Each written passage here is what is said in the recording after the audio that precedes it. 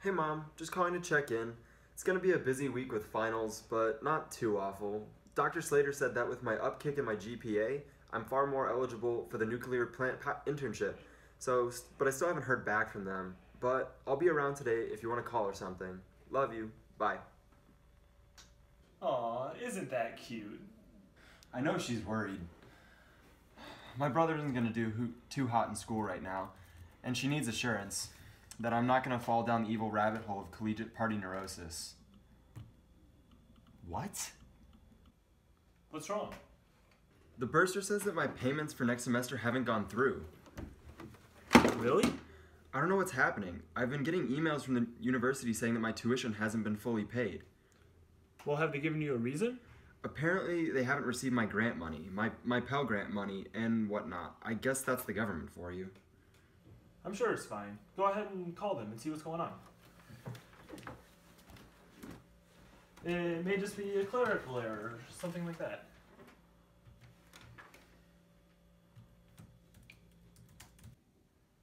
There's no response. The phone is dead. Dave? You might want to check this out.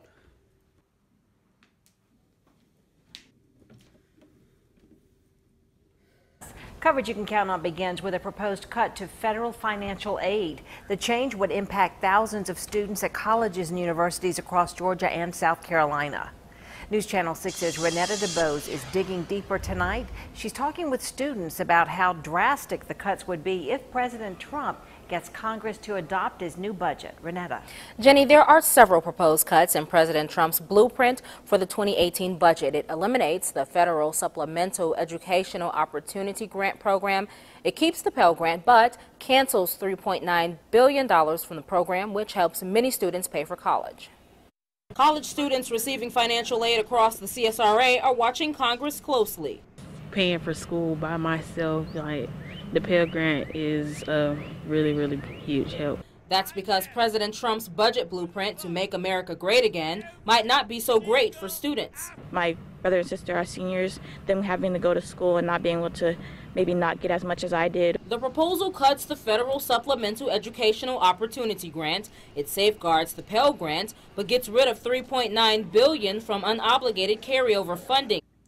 What does this mean? It means you better start looking for other programs or grants.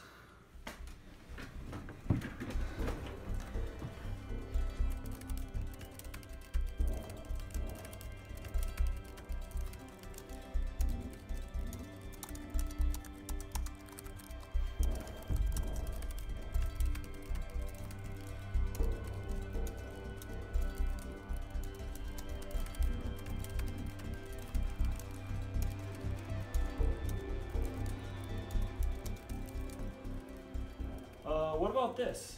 Supplemental Education Opportunity Grants. No, it looks like that's basically being cut too. I think my brother receives aid from that. What am I gonna do? It's gonna be okay. Worst comes to worst, you just have to take out another loan. I can't do that. My family's already strapped for money as it is. If I don't figure this out, I might have to drop. Isn't the government supposed to help people get an education to make us, more productive citizens? Where is all this money even disappearing to?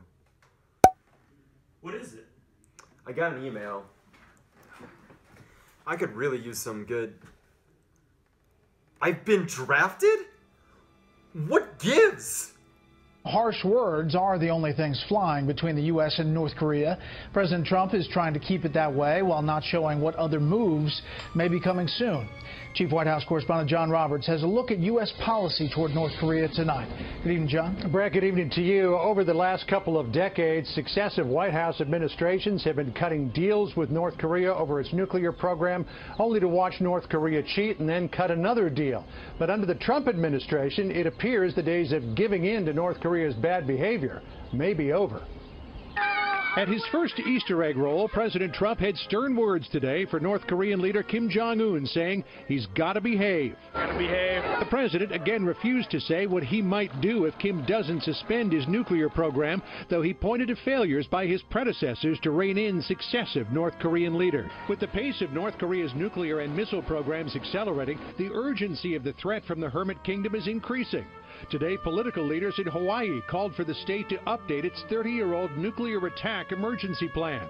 The National Security Advisor warning Kim should not test President Trump's resolve. As a show of force, the Pentagon diverted the aircraft carrier USS Carl Vinson and a pair of guided missile ships to waters off the Korean peninsula. President Trump reflected the escalating threat from North Korea in a tweet, writing, quote, "Our military is building and is rapidly becoming stronger than ever before. Frankly, we have no choice." Huh. Apparently, while slashing everything else, defense spending is going up about 10%. We already spend more money on our military than any other country. Well, by the looks of it, we're about to spend a whole lot more.